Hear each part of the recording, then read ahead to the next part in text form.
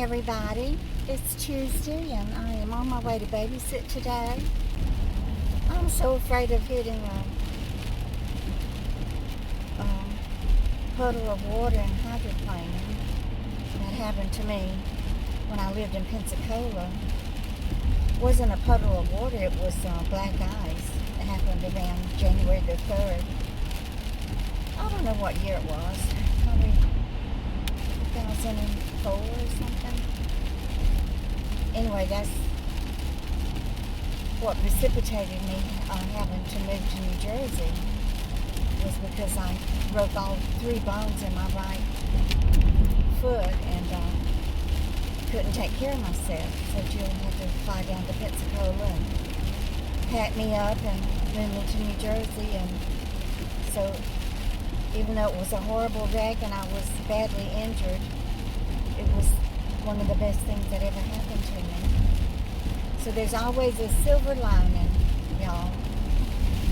No matter how tarnished our lives get, if we just be patient and wait,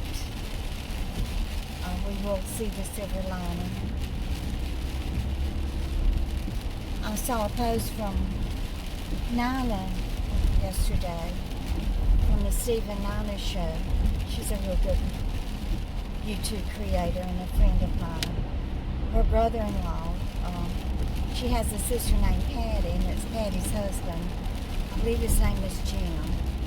I read it real late last night after I had already taken my sleeping pill, so forgive me if I got it wrong, but I did stop and say a prayer for him. But he was apparently doing some work on their church and fell 10 feet off of a ladder and hit his head on some brick.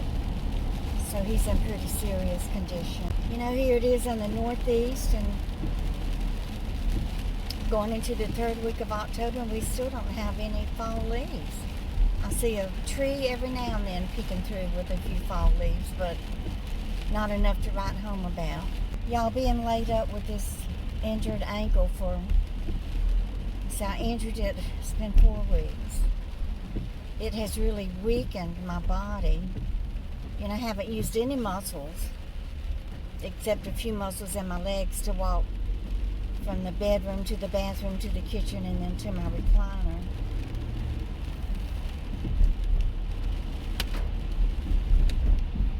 And I just hate it when my muscles get so weak and atrophied. You know, I just sit in that recliner and watch YouTube videos. I love true crime, especially if it's a psychologist or psychiatrist that's talking about the true crime. I love to hear their analysis of it, of, you know, what they think is mentally wrong with the person who could commit such horrible crimes. It's fascinating to me, the human brain, and what would make somebody go to the extreme of planning and committing murder, or just not even planning it, but just going into some type of anger and rage and committing murder. You know, when I was married to John, those 20 years, it got really bad. You know, towards the end of a domestic violence situation is when it gets very, very dangerous for the woman to try to leave, because that's when the man tries even harder to make her stay, and most times he will resort to physical violence. And we had several physical violent attacks. One time he took me and threw me across the hood of the car, struck me and hit me many, many times. Towards the end, I was always calling the police. So they would come and see me with half my clothes ripped off and fingerprints around my neck and handprint upside my face where he had slapped and choked me and beat on me. And you know, he would come home drunk every day or not come home at all. And like I said, towards the end, we were living in Illinois then, and I was working for an attorney, so I just went ahead and got the attorney to file the divorce papers, and that's when John really went into these rages. After I filed for the divorce, and we were in the process, just waiting for it to go to court and everything. We were living in I think it was a 3-bedroom apartment. And we had fought so much that the landlady was really sick and tired of us living there. So we found a house that I was going to move into and try to pay the rent and take care of the children there on my own. And John was still working, half-ass working. He was a salesman, so, he would go and make a few sales calls and then go to the bar and get drunk and then come home drunk. We were looking for another place to live because I was going to move out with the 3 children. And he had told me that if I ever divorced him, that he would never work again and would never pay me a dime in child support. So I was looking for a house or an apartment or something that we could rent that I could afford. So we found this house. We had looked at a few apartments already and had applied for them. Every time the apartment owner would call the landlady, she would say, "Oh, they're terrible tenants. The police are out here all the time." So John had to finally call her and tell her, "Look, if you want to get rid of us, you've got to stop telling the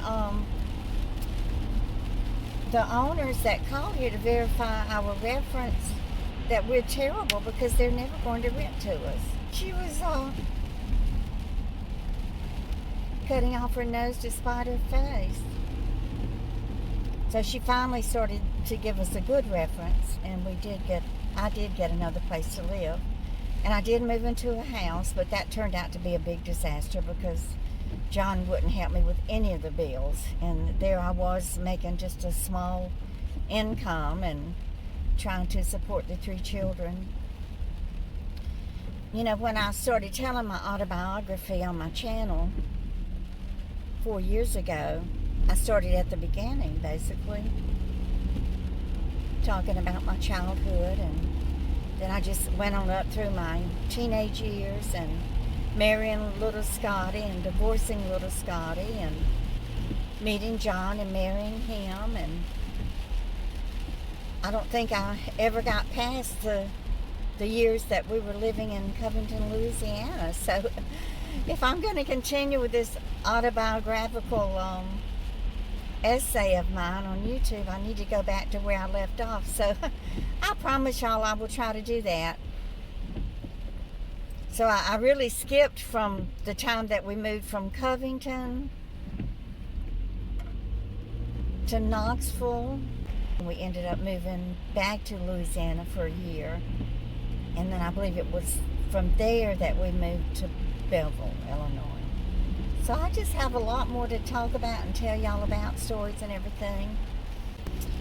But I'm going to do another video about and read some of y'all's sweet and adorable and loving and supportive comments, because the good most definitely outweighs the bad. It's 99% good and 1% bad. So thank you for being here this morning. Wish everybody a wonderful, beautiful day. Even though it's raining here on Long Island, it's still beautiful and lovely to me because I do love the rain. So y'all don't forget to give me a thumbs up. And I just want to remind y'all that 48% of my viewers have not subscribed to my channel. Please, if you're watching this and you have not subscribed yet, please consider hitting the subscribe button. It's free. It doesn't cost anything. You have the choice whether or not to turn on the notification bell. If you don't want to be notified when I upload a new video, then by all means don't turn it on. But I would love to someday reach that 30,000 subscriber mark, and only you can make it happen. And y'all just keep on coming back. Bye guys.